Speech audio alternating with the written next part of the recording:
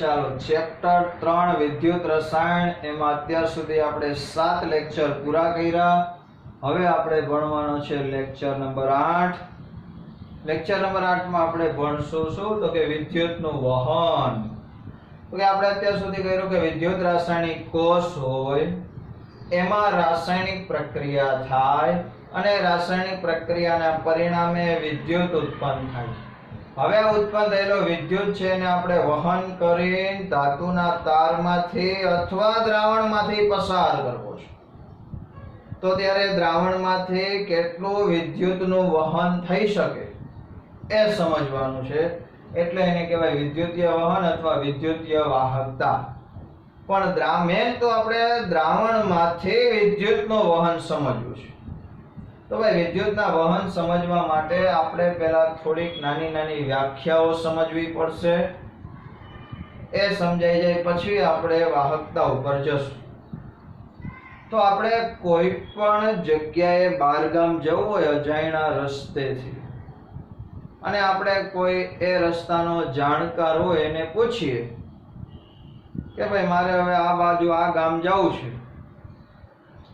તો આપણે એમ પૂછાય કે અહીંયા કેટલી સ્પીડમાં મારું બાઇક ચાલી શકશે. આપણે શું પૂછીએ તો કે ભાઈ રસ્તો કેવો છે, કેટલો ટ્રાફિક હશે.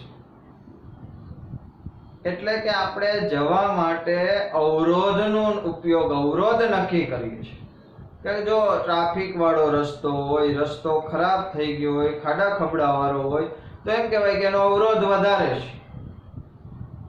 તો આપણું બાઇક ગમે એટલું સારું હોય પણ અવરોધ વધારે હોય તો ચાલી ન શકીએ, ધીમું જ ચલાવવું પડે. અને જો એમ કે ના રસ્તો નવો બન્યો છે, ટીપટોપ રસ્તો છે અને ટ્રાફિક સાવ ઓછું હોય તો બાઇક છે સનસનાટ નીકળી જશે. તો મહત્વ છે અવરોધનું.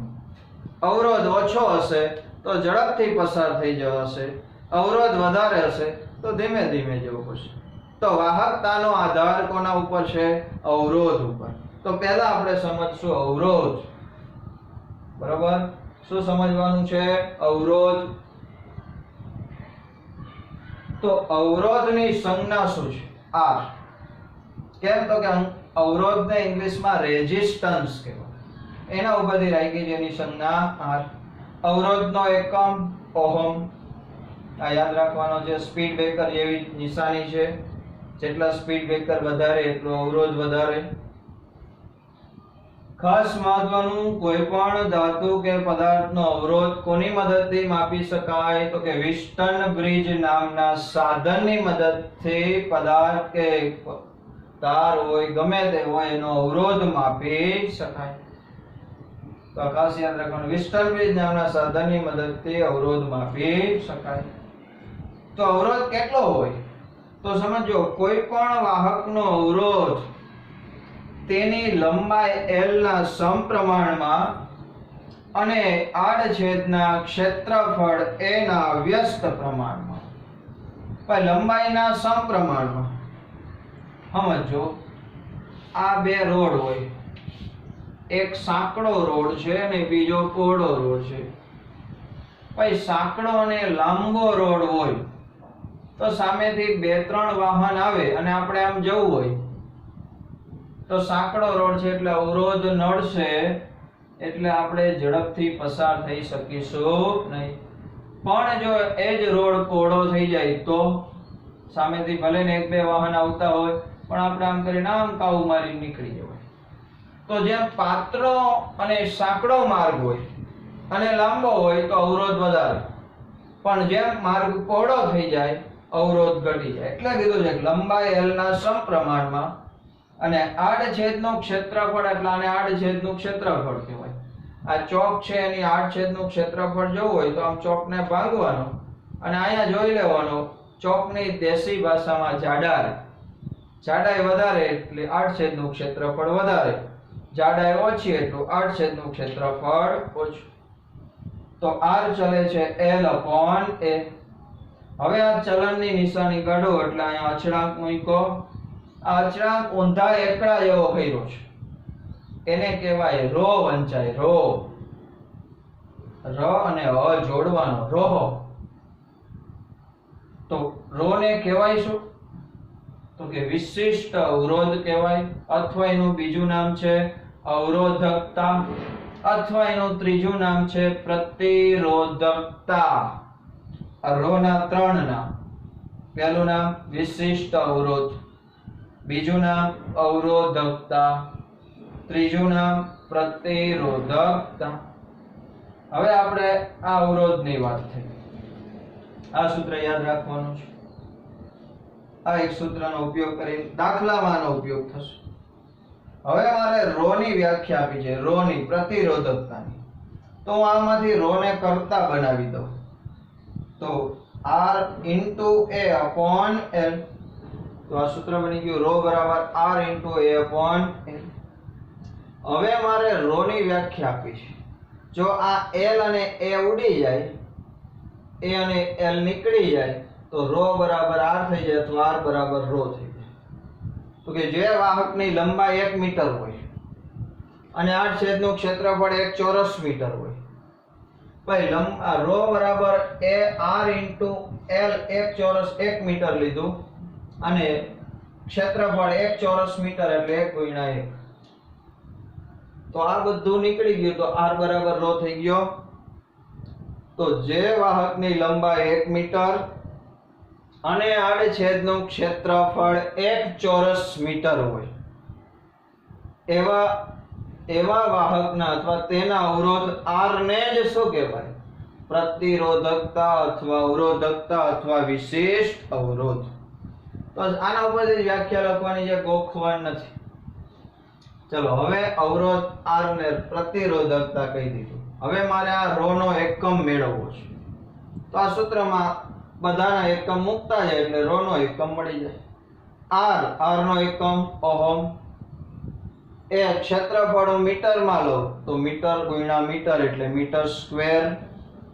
એ લંબાઈ મીટરમાં લીધી તો 1 મીટર ઉડી ગયું. શું વધ્યું? Ohm into metre. કોઈ કે 2 મીટરમાં એટલે 2 સેન્ટીમીટરમાં લઈએ તો અહીંયા સેન્ટીમીટર ઉપર સેન્ટીમીટર નો સ્ક્વેર 1 સેન્ટીમીટર ઉડી જાય તો વધે શું? Ohm into centimetre. તો આ એસઆઈ એકમ છે, આ સાદો એકમ છે. પણ આ બે વચ્ચેનો સંબંધ શું? તો બેયમાં ઓહમ તો છે જ, ખાલી મીટર ને સેન્ટીમીટરમાં કન્વર્ટ કરવાનું. ભાઈ 1 ઓહમ ઇન્ટુ મીટર છે તો શું થઈ ગયું? 100. 1 મીટરના સેન્ટીમીટર કેટલા? 100. તો 1 ઓહમ ઇન્ટુ મીટર બરાબર 100 ઓહમ ઇન્ટુ સેન્ટીમીટર. ઓછું કરો, આ 100 ને નીચે લઈ આવો તો 1 ઓહમ ઇન્ટુ સેન્ટીમીટર થઈ ગયું. 1 ઓહમ ઇન્ટુ સેન્ટીમીટર બરાબર 0.01 ઓહમ ઇન્ટુ મીટર. આ તો બહુ નાના છોકરાને આવડી જાય એવું છે ભાઈ, બહુ સહેલું. ચલો એકવાર સ્ક્રીનશોટ લઈ લેજો.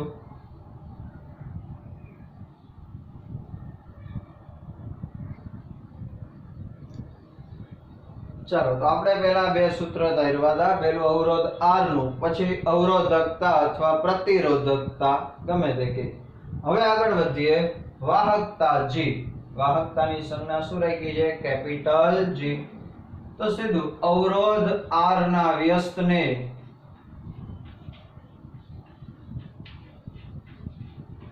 વાહકતા G કહે છે. કોના વ્યસ્તને? અવરોધ R ના વ્યસ્તને શું કહેવાય? વાહકતા G. તો વાહકતા G નું સૂત્ર મૂકી દઉં. G બરાબર શું થશે? 1/R. બહુ સહેલું. તો વાહકતા G બરાબર 1/R. ભાઈ વાહકતાનો SI એકમ એટલે કે G નો SI એકમ સિમેન્સ છે. એનો SI એકમ કયો છે? સિમેન્સ. અને એની સંજ્ઞા શું છે? S. તો G નો એકમ થઈ ગયો સિમેન્સ. G ના બીજા એકમ તારવા હોય તો આમ તારવી શકાય. G બરાબર 1/R ને R નો એકમ ઓહમ. તો 1/ઓહમ એટલે ઉપર લઈ જાવ તો શું થાય? Ohm inverse. તો જો G નો પહેલો એકમ SI એકમ કયો થયો? સિમેન્સ. બીજો એકમ ઓહમ ઇન્વર્સ.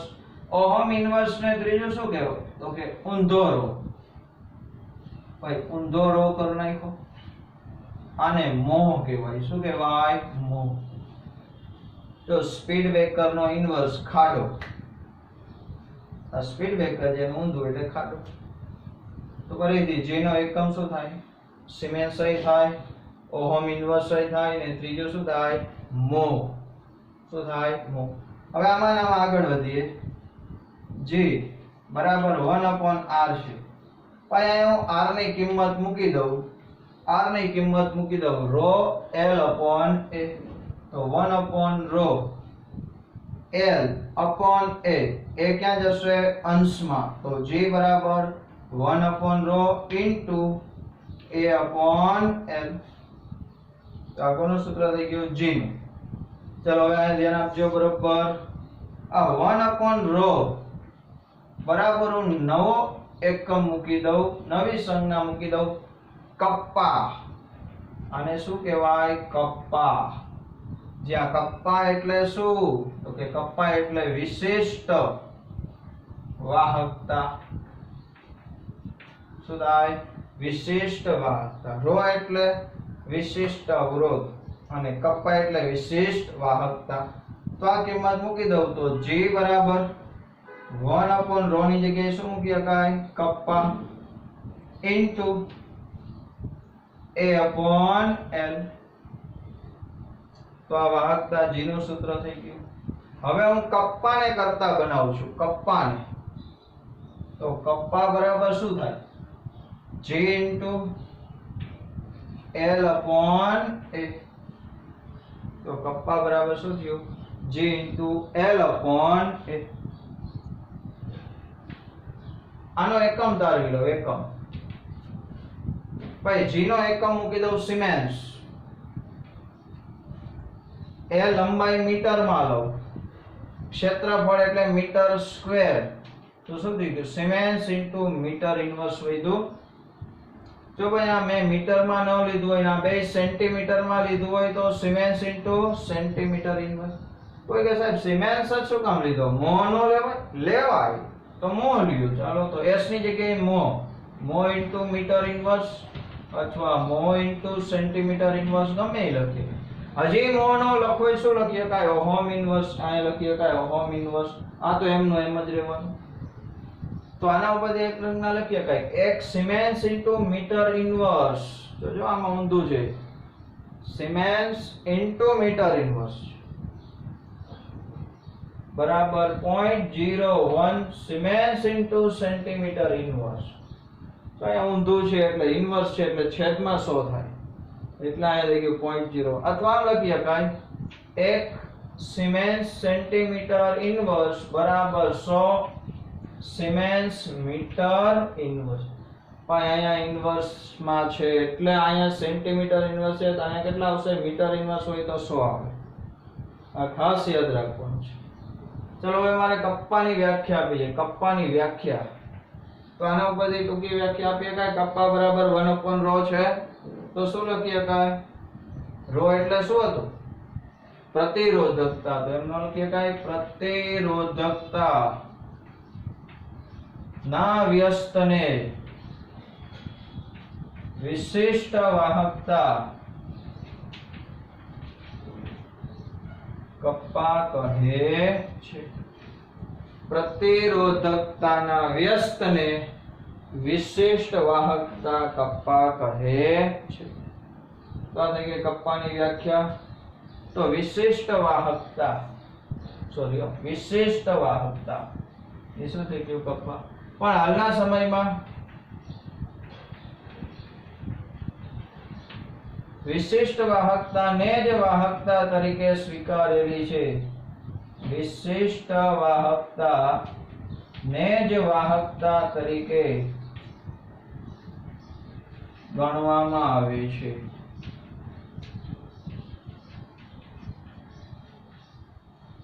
એટલે દરેક વખતે આવો શબ્દ નહીં વાપરે વિશિષ્ટ વાહકતા. એની જગ્યાએ ખાલી શું લખ્યું હોય? વાહકતા જ. સમજો, વાહકતા એટલે તો g હતું અને વિશિષ્ટ વાહકતા એટલે કપ્પા છે. તો g હોય તોય લખેલું હોય વાહકતા અને કપ્પા હોય તોય લખેલું હોય વાહકતા. તો આપણે ખબર કેમ પડશે કે આ g નું મૂલ્ય આપ્યું છે કે કપ્પાનું? તો ભાઈ એકમ ઉપરથી નક્કી કરવાનું છે. આમ આપ્યું હોય 100 સિમેન્સ. એક પદાર્થની વાહકતા 100 સિમેન્સ છે તો એ વાહકતામાં ખાલી એકમ ઉપરથી ખબર પડશે કે G નું મૂલ્ય છે કપ્પાનું. જો એકમમાં પાછળ ખાલી સિમેન્સ હોય અથવા મો હોય અથવા ઓહમ ઇન્વર્સ હોય તો એ વાહકતા G ની મૂલ્ય થઈ. અને આજ આમ આપ્યું હોય 2 × 10⁻⁴ સિમેન્સ મીટર ઇન્વર્સ. પાછળ આ મીટર ઇન્વર્સ અથવા સેન્ટીમીટર ઇન્વર્સ એવો એકમ લખ્યો હોય તો આ મૂલ્ય કોનું થયું? કપ્પાનું. આ મૂલ્ય કોનું થયું? G નું. જો યાદ રાખજો, દાખલા ગણતી વખતે આનો ખાસ મહત્વ છે કે તમને લખેલું હશે રકમમાં કે એક પદાર્થની વાહકતા આટલી છે, પણ એ વાહકતા G નું મૂલ્ય આપેલું છે કે કપ્પાનું એ આપણે જોવાનું છે. કઈ રીતના જોવાનું? તો કે મૂલ્યની પાછળ જે એકમ આપ્યો એકમ જોવાનું. જો એકમ કોનો છે? S હોય તો એ G નો એકમ છે. સિમેન્સ ઇન્ટુ મીટર ઇન્વર્સ અથવા સિમેન્સ ઇન્ટુ ટૂંકમાં પાછળ મીટર ઇન્વર્સ સેન્ટીમીટર ઇન્વર્સ એવો આપ્યું હોય તો એ કોનું મૂલ્ય આપ્યું કહેવાય? કપ્પાનું. ફરી એકવાર આટલું સમજી લઈએ. વાહકતા કોને કહેશું? તો કે અવરોધ R ના વ્યસ્તને વાહકતા G કહેવાય.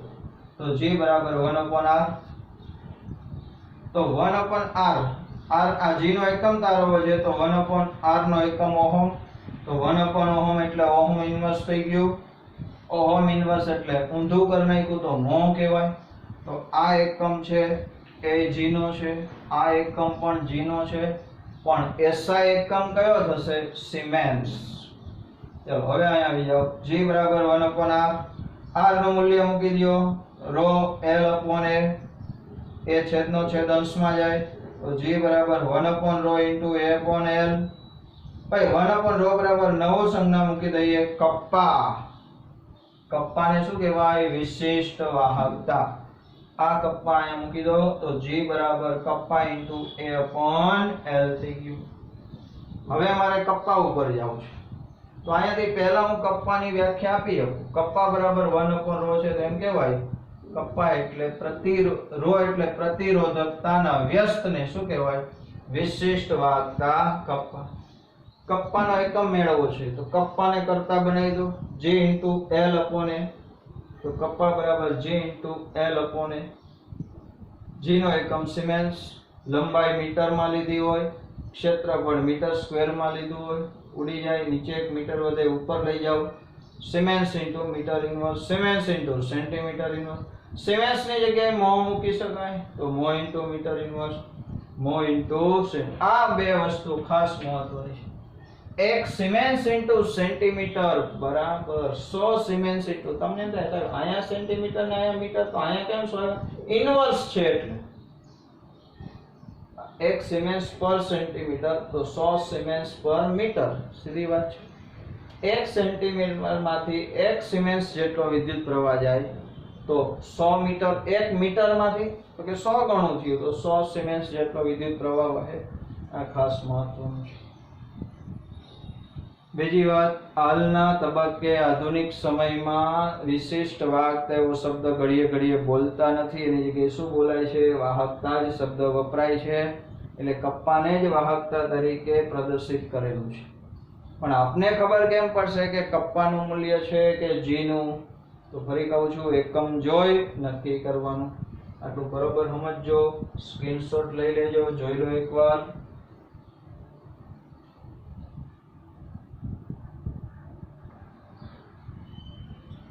ચાલો, ત્યાર પછી નાનકડો ટોપિક છે 2 માર્કનો.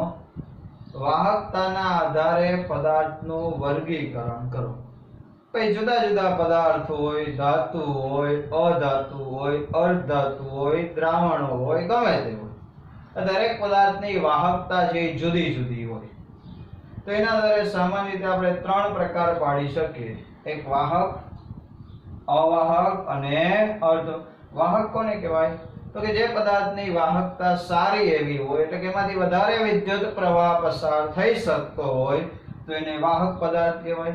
જેમ કે મોટાભાગની ધાતુ, મિશ્ર ધાતુ, ગ્રેફાઇટ અને અત્યારે બનાવેલા કેટલાક કાર્બનિક પોલિમર છે. પોલિમર પણ કાર્બનિક પોલિમર જે સુવાહક તરીકે વપરાય છે અને આવા પોલિમર છે એના બનેલા વાયર એકદમ ફ્લેક્સિબલ હોય, જેને ગમે એટલો વાળી શકાય છતાં એમાંથી વિદ્યુતનું વહન થાય છે. તો આ મોટા ભાગની ધાતુઓ છે વાહક છે. આ બધી ધાતુની વાહકતા હોય થોડી જુદી જુદી, પણ સારા એવા પ્રમાણમાં વિદ્યુતનું વહન કરે છે. અવાહક જે પદાર્થમાંથી વિદ્યુતનું વહન એટલું બધું ઓછું થતું હોય કે એવા પદાર્થમાંથી વિદ્યુત કદાચ પસાર થાય તો આપને ખબર ન પડે એટલું ઓછું, એટલે કે અતિ ઓછું વિદ્યુતનું વહન કરતો હોય અથવા ન કરતો હોય, તો એને કહેશું અવાહક. કાચ, ઘણા બધા સિરામિક પદાર્થો, પ્લાસ્ટિક, રબર, આ બધા જ વિદ્યુતના અવાહક છે. ત્રીજો પ્રકાર છે અર્ધવાહક. તો જે પદાર્થની વાહકતા વાહક કરતા ઓછી પણ અવાહક કરતા વધુ હોય. યાદ રાખજો, વાહક કરતા ઓછી પણ અવાહક કરતા વધારે હોય. જે પદાર્થની વાહકતા આનાથી ઓછી પણ આનાથી વધુ હોય એને શું કહેવાય? અર્ધવાહક. ખાસ કરીને સિલિકોન છે, જર્મેનિયમ છે, ગેલિયમ આર્સેનાઇડ છે અને ડોપિંગ કરેલા સિલિકોન્સ. આ નવો શબ્દ આવ્યો, આપણે આગળ સમજવાના છે, પહેલા પાઠમાં આવશે. ડોપિંગ એટલે શું? તો કે સિલિકોનની અંદર, આ ફિઝિક્સમાં તમે પાછો સિલિકોનની અંદર ટ્રાઇવેલેન્ટ અથવા પેન્ટાવેલેન્ટ એટલે કે ત્રિસંયોજક અથવા 5 સંયોજક અશુદ્ધિ ઉમેરવામાં તો સિલિકોન છે એની વાહકતા થોડીક વધે છે. અને આવા ડોપિંગ કરેલા સિલિકોન છે એનાથી ડાયોડ બને, કેપેસિટર બને, એ બધામાં ઉપયોગ. તો આવા બધા અર્ધવાહક છે એનો મોટા ભાગે ઉપયોગ ક્યાં થાય? તો કે ઇલેક્ટ્રોનિક સાધનો છે એમાં અર્ધવાહકનો ઉપયોગ મોટા ભાગે. તો સામાન્ય રીતે આ 3 પ્રકાર પડે છે. પણ હવે આનાથી થોડુંક ઊંડું વિચારવાનું કે કેટલાક દ્રવ્ય અથવા પદાર્થ એવા છે કે જેની અવરોધકતા લગભગ 0, એટલે અવરોધ હાવ ઓછો, લગભગ નહિવત હોય. તો ભાઈ જેની અવરોધકતા ઓછી એની વાહકતા ખૂબ જ વધારે હોય.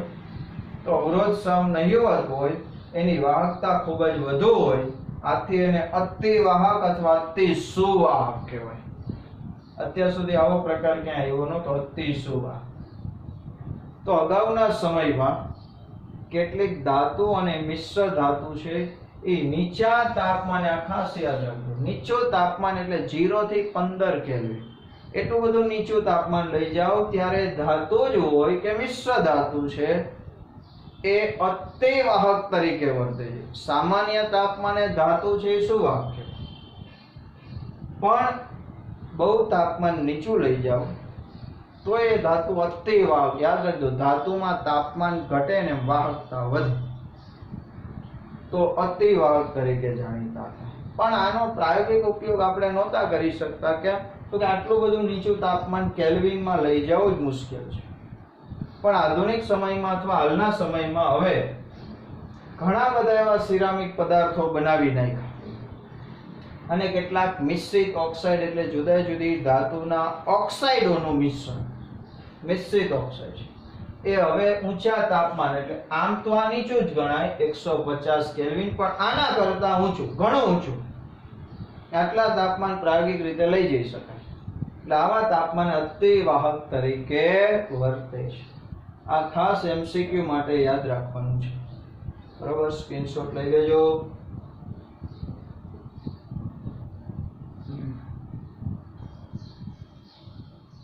ચલો, ત્યાર પછી વાહક પદાર્થના 2 પ્રકાર, એક ધાત્વિય વાહકતા અને બીજો આપણે વાત કરવી છે આયનીય વાહકતા. પહેલા સમજીએ ધાત્વિય વાહકતા કોને કહેવાય? તો કે ધાતુ દ્વારા વિદ્યુતીય વાહકતાને,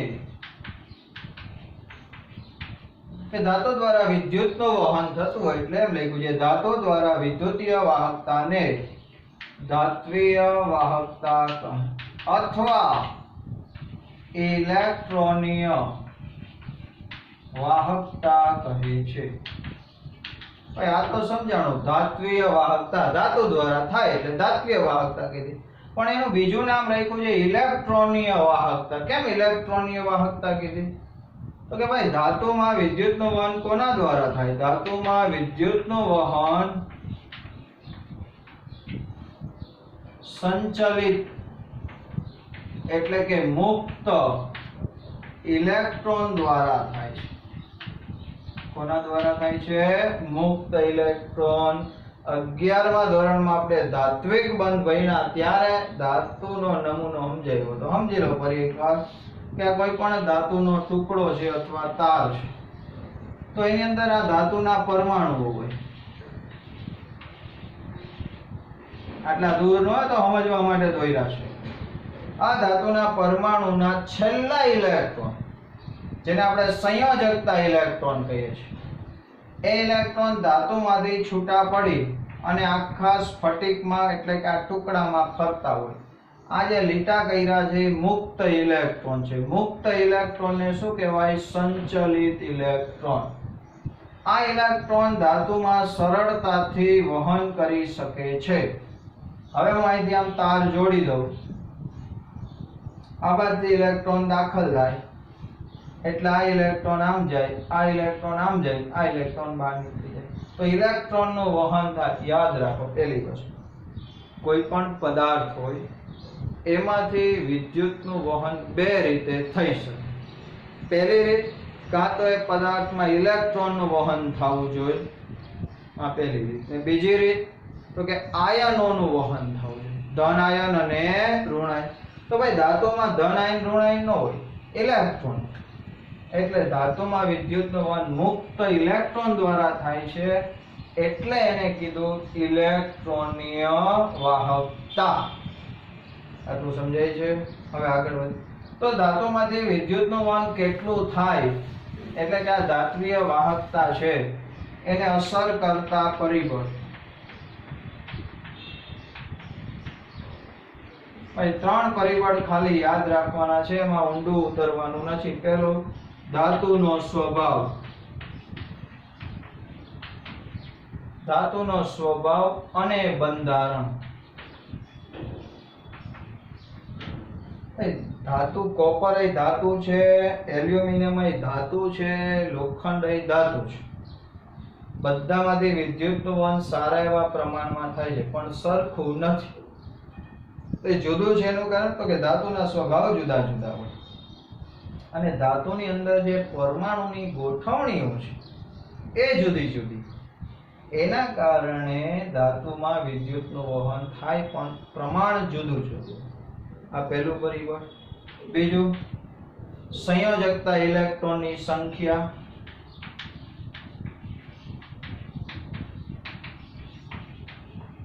પ્રતિ પરમાણુ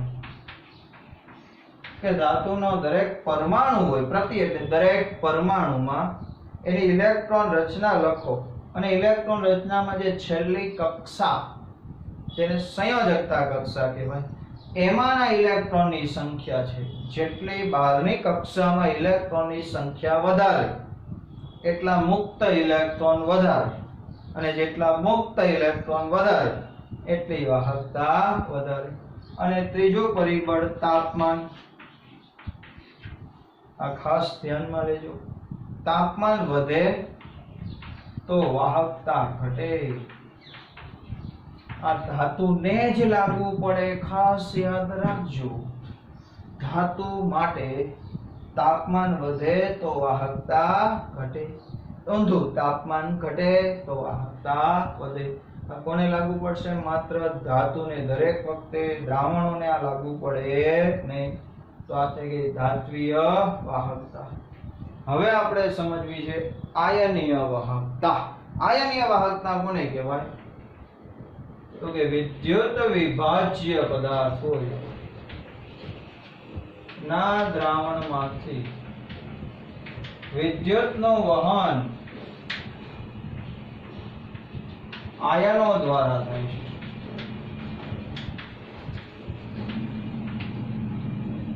તેને આયનીય વાહકતા કહે છે. ટૂંકમાં આયનો દ્વારા વિદ્યુતનું વહન જેમાં થતું હોય એને કહેવાય આયનીય વાહકતા. હવે સમજો, ક્યાંક બીકર લીધું, એમાં મેં શુદ્ધ પાણી ભર્યું છે, શુદ્ધ પાણી,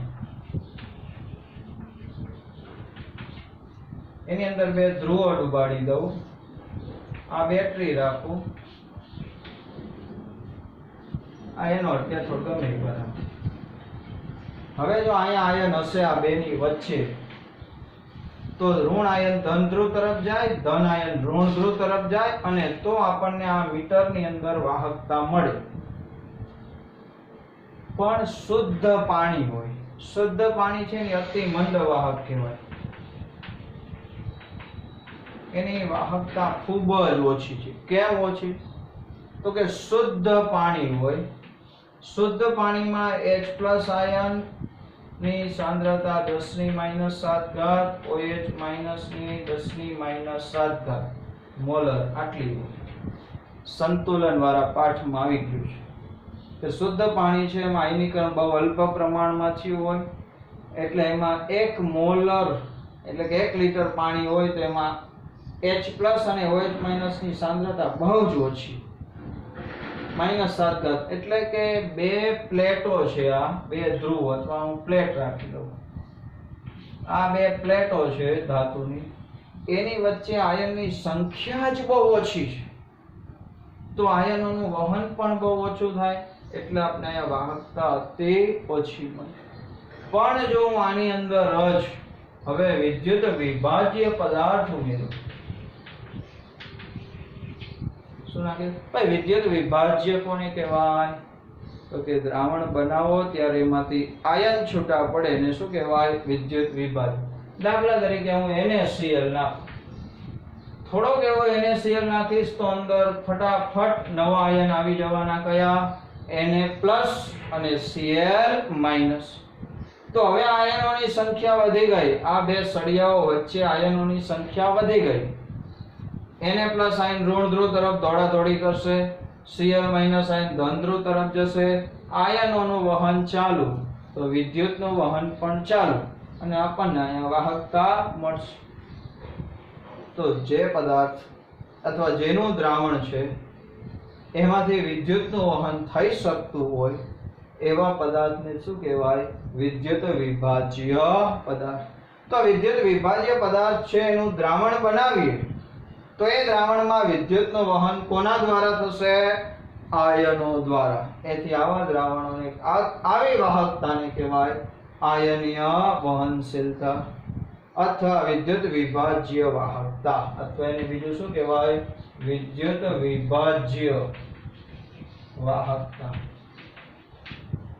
જેટલા આયન વધારે એટલી વાહકતા વધારે, જેટલા આયન ઓછા એટલી વાહકતા ઓછી.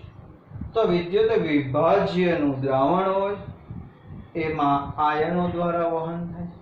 પણ આપણે વિદ્યુત વિભાજ્ય ઉમેરીએ તો ભાઈ જુદા જુદા વિદ્યુત વિભાજ્ય ઉમેરીએ એટલે વાહકતા વધે, પહેલા કરતા વધી જાય, ખાલી પાણી કરતા વધે.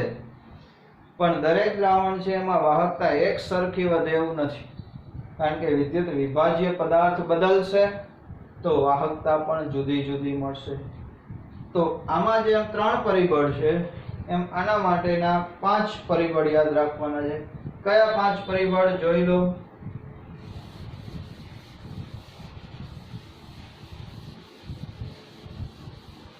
ચલો, તો આ વિદ્યુત વિભાજ્ય અથવા આયનીય વહનશીલતા પર અસર કરતા પરિબળ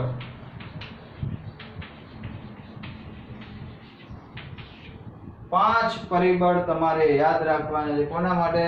વિદ્યુત વિભાજ્યની વાહકતાને અસર કરતા પરિબળો. પહેલું, ઉમેરેલા વિદ્યુત વિભાજ્યની પ્રકૃતિ. વિદ્યુત વિભાજ્યની પ્રકૃતિ એટલે શું ભાઈ? વિદ્યુત વિભાજ્ય, દરેક વિદ્યુત વિભાજ્ય પ્રબળ હોય એવું જરૂર નથી. કોઈક વિદ્યુત વિભાજ્ય છે એનું 100% આયનીકરણ થતું હોય તો કોઈકનું થોડુંક એવું આયનીકરણ થતું હોય. તો જેનું આયનીકરણ વધારે થાય એમાં વધારે આયન બને તો વાહકતા વધારે વધે. જેનું આયનીકરણ જ ઓછું થાય તો એમાં વાહકતા વધે પણ ઓછી વધે. બીજું, નિપજેલા એટલે ઉત્પન્ન થયેલા આયનોના કદ અને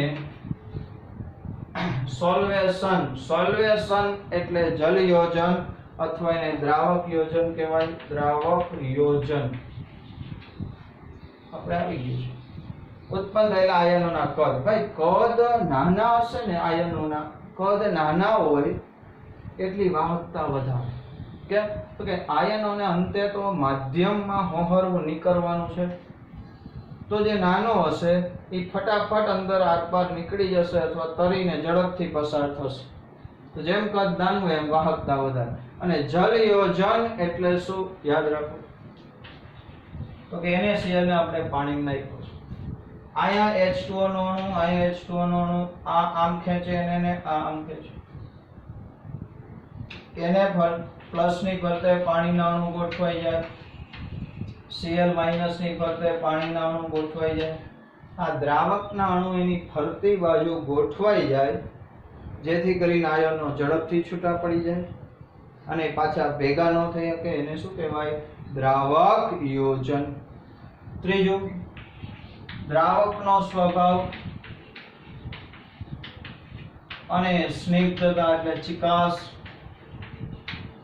દ્રાવક છે ભાઈ, દ્રાવક ધ્રુવીય હોય, અધ્રુવીય હોય.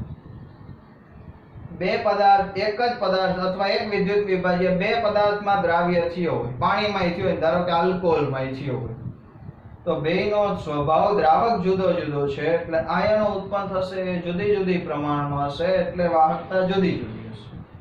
તો દ્રાવક બદલે તોય વાહકતા બદલે. બીજું, સ્નિગ્ધતા, ચિકાસ. ભાઈ આયનને અંદર આમ વહન થવાનું છે. પાણી હોય તો આયન સરળતાથી વહન થાય. એટલે કે તેલ જેવું પ્રવાહી હોય તો અંદર આયન પસાર થવામાં તકલીફ પડે. એટલે સ્નિગ્ધતા જે અસર કરતું પરિબળ છે. ચોથું, વિદ્યુત વિભાજ્યની સાંદ્રતા.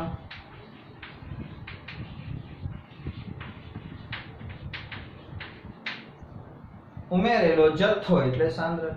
જાજો જથ્થો ઉમેરશો તો વધારે આયન બનશે, વધારે આયન બનશે એટલે વાહકતા વધારે બનશે. અને છેલ્લું, તાપમાન. આ મહત્વનું છે. અહીંયા તાપમાન વધે તો વાહકતા વધે છે, યાદ રાખજો. એટલે જ મેં બે વખતે કીધું હતું, ધાતુમાં તાપમાન વધે તો વાહકતા વધે નહીં, અહીંયા ઘટે. પણ આમાં તાપમાન વધે તો આયનીકરણ વધે, વધારે મીઠું ઓગળે એટલું વધારે આયન બને, વધારે આયન બને તો વાહકતા વધે. તો આ બે પડે. તો અહીંયા આપણે બે વાહકતાની વાત કરીએ, એક ધાતુ દ્વારા અને બીજું દ્રાવણ દ્વારા. મહત્વની વાત, ધાતુમાંથી તમે ગમે એટલો સમય વિદ્યુત પ્રવાહ પ્રસાર કરો એમાં કોઈ રાસાયણિક ફેરફાર થતો નથી.